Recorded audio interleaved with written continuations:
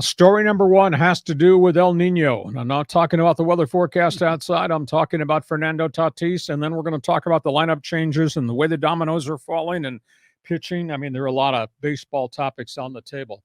Tatis has started workouts in right field. He will get a look-see in center field during early spring training. They might play him in a couple slots just in the infield. They're also going to let him be a part-time designated hitter.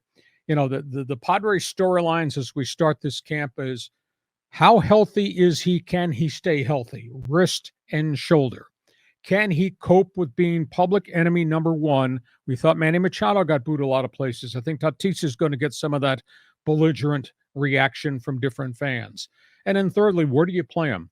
Right field is a huge challenge because of the way the wall juts out in the corners and all that. He said this week his preference is to play center field while Trent Grisham Gold Glove is there. Mm-hmm. I don't think they'd move Grisham to right field, but this is still to be decided. We got 6 weeks to sort this out, but there's a whole pile of questions there. Juan Soto wants to play the same position every day. He's relocated. His metrics in right field were really poor. I did not realize how poor they were. I spent more time looking at his .232 batting average in San Diego, but his defensive metrics were not good. Soto has gone to left field. Hacksaw Kim is going to be your starting second baseman. Jake Cronenworth will be your first baseman. The big issue to me, you normally want a big guy at first base, and Jake Cronin is an undersized first baseman, considering the norm of the size of first baseman around Major League Baseball. So I think those are the marquee storylines, and it all starts with El Nino. Yeah, I kind of think we're going to see these guys move around a lot because AJ Preller really likes what the Dodgers have done with a lot of that flexibility. And when you've got, 23 shortstops on your roster, you can move guys around. So I definitely agree. I think you're going to see Tatis in right. He'll probably be the number one guy to spell Grisham in center when he needs a day off or they're facing a tough left-handed pitcher. And then, all those guys are going to rotate through that DH spot. Carpenter can go out there and play in the outfield. So, Bob Melvin's got a lot of flexibility. And we're just so hung up on where we think Tatis is going to play, but it's all going to work out. It will work out if he doesn't get dinged. And obviously, these are some of the other storylines as it relates to El Nino.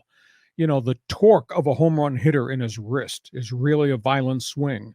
Does he have any setbacks with that surgery, the 2 surgeries, and the permanent screw that's in that wrist? Big issue.